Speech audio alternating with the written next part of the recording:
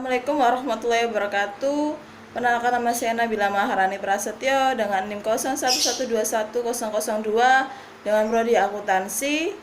Saya di sini akan mempresentasikan tentang dana dan analisis aliran arus kas dengan dosen pembimbing Bapak Dr. Agus Sukoco, STM ML. Pengertian kas dan setara kas. Kas adalah harta tunggal yang segera dapat dikonversi menjadi jenis harta lain. Kas merupakan suatu pos yang mudah diselewengkan atau digelapkan dan dipindahkan dan hampir secara universal diinginkan. Kas dan setara kas menurut PSAK nomor 2 2011, kas terdiri dari saldo kas dan rekening giro. Setara kas adalah investasi dan sifat sangat liquid, berjangka pendek dan dengan cepat dapat dijadikan sebagai kas dan jumlah tertentu tanpa menghadapi resiko perubahan nilai yang signifikan. Tujuan laporan arus kas informasi. Laporan keuangan sangat penting untuk mengetahui sampai sejauh mana realisasi dari perencanaan dan kebijakan apa yang harus disesuaikan di masa mendatang sesuai dengan kemampuan keuangan perusahaan. Sedangkan menurut Ikatan Akuntansi Indonesia 2011 adalah memberi informasi histori mengenai perubahan kas dan setara kas dari suatu perusahaan melalui laporan arus kas yang mengklarifikasikan arus kas berdasarkan aktivitas operasi investasi maupun pendanaan atau financing selama suatu periode akuntansi. Penyusunan laporan arus kas terdiri ada 3. 1. Aktivitas operasi adalah aktivitas penghasil utama pendapatan perusahaan, dan aktivitas lain yang bukan merupakan aktivitas investasi dan aktivitas pendanaan. Kedua, arus kas dari aktivitas investasi. Yang dimaksud dengan aktivitas investasi adalah perolehan dan pelepasan aktiva jangka panjang serta investasi hal yang tidak termasuk setara kas. Yang ketiga, arus kas dari aktivitas pendanaan. Arus kas adalah aktivitas yang mengakibatkan perubahan dalam jumlah serta komposisi modal dan pinjaman perusahaan. Penyusunan laporan arus kas melibatkan 3 langkah pokok, yaitu 1. Menentukan perubahan dalam kas. 2. Menentukan kas bersih dan aktivitas operasi. 3. Menentukan arus kas dan aktivitas investasi dan pendanaan.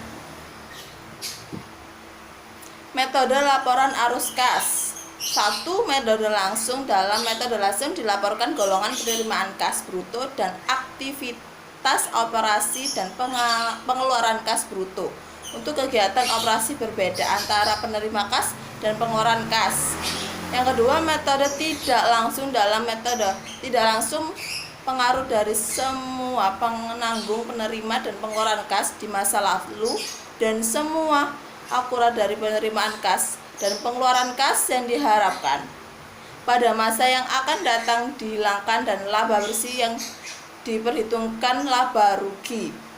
Kinerja keuangan. Kinerja keuangan adalah suatu analisis yang dilakukan untuk melihat sejauh mana suatu perusahaan telah melaksanakan kegiatan operasional perusahaan dengan menggunakan aturan-aturan pelaksanaan keuangan secara baik dan benar, seperti dengan membuat suatu laporan keuangan yang telah memenuhi standar dan ketentuan dalam SAK atau standar akuntansi keuangan. Alat analisis rasio laporan keuangan ada 3. Rasio arus kas adalah menghitung kemampuan kas dalam membayar kewajiban lancar. Yang kedua, rasio cakupan kas terhadap bunga, untuk mengetahui kemampuan perusahaan dalam membayar bunga atas hutang yang telah ada. Di rasio ini diperoleh dengan kas ditambah pembayaran bunga dan membayar pajak dibagi pembayaran bunga. Yang ketiga, rasio cakupan kas terhadap hutang lancar, mengukur kemampuan perusahaan dalam membayar hutang lancar berdasarkan kas bersih. Analisis rasio laporan keuangan. Yang keempat, rasio pengeluaran modal. Rasio digunakan untuk pengukuran modal tersebut untuk menginvestasi dan pembayaran hutang yang ada. Rasio total hutang. Rasio ini merupakan jangka waktu pembayaran hutang oleh perusahaan dengan asumsi semua arus kas operasi digunakan untuk pembayaran hutang. Rasio cakupan dana. Rasio ini digunakan untuk mengetahui kemampuan perusahaan dalam menghasilkan kas membayar komitmen bunga, pajak, dan dividen preferen. Membaca studi kasusnya. Kas merupakan aktiva yang paling likuid yang menentukan kelancaran keuangan perusahaan untuk dapat memperoleh informasi tentang penerimaan dan pengeluaran kas. Maka dibuat laporan kas. Suatu keharusan bagi perusahaan mencantumkan laporan kas dalam keuangan tahunan. Membuat penggunaan informasi laporan arus kas sebagai alat analisis kinerja perusahaan semakin penting.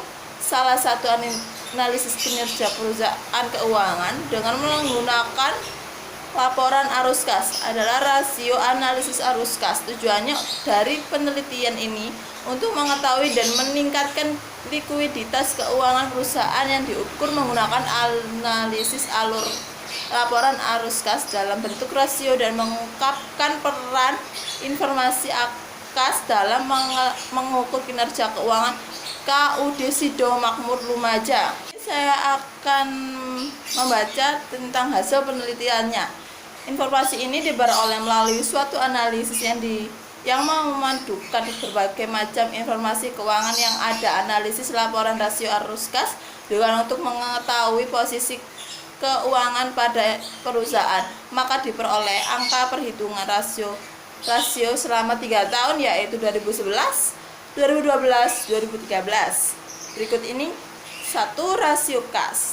Tahun 2011 kas 680.748.823, kewajiban lancarnya 1.152.674 rupiah. Rasio kasnya 0,59. 2011 468.350.681 rupiah, kewajiban lancarnya 1.109.698.022 rupiah dengan rasio kas 0,42. 2013 439.485.618 rupiah dengan kewajiban lancar 1.061.060.611 rupiah dengan rasio kas 0,40. Rasio cakupan arus dana 2011 EBIT-nya 57.753.279 rupiah, bunga pajaknya 35.201.594 rupiah. Rasio CAD dengan 1,61.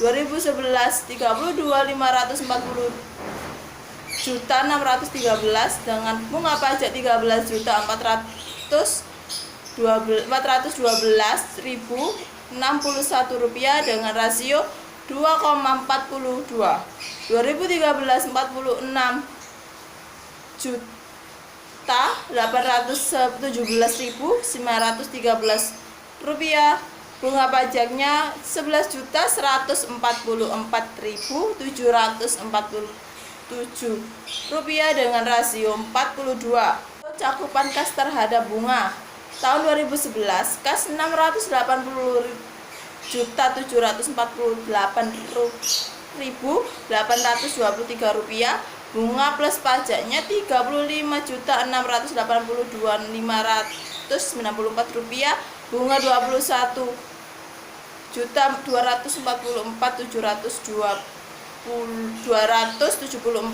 rasionya 33,72.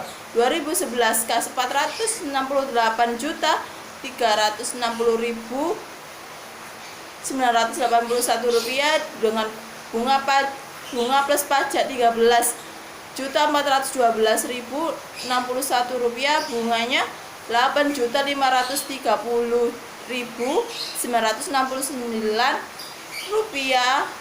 rasio 56,47. 2013 Rp439.385.618, bunga plus pajak Rp11.144.747, bunganya Rp4.122.060 dengan rasio 109,29. Rasio cakupan kas terhadap hutang lancar 2011 Rp680.748.823, dividen kasnya kosong, hutang lancarnya Rp1.147.582.674 dengan rasio 0,59. 2012 Rp463.350.981, dividennya kosong, hutang lancarnya Rp1.199.022 dengan rasio 0,42.